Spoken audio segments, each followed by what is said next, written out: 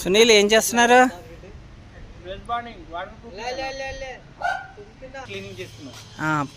పాకుడు ఏమైనా ఉందో మొత్తం క్లీన్ చేస్తున్నావు. ఇలా పాకుడు ఉంటే మొత్తం క్లీన్ చేస్తారు మొత్తం మిషన్తో. ఆయన బొంబాయి షేకు రాజుగారు అని.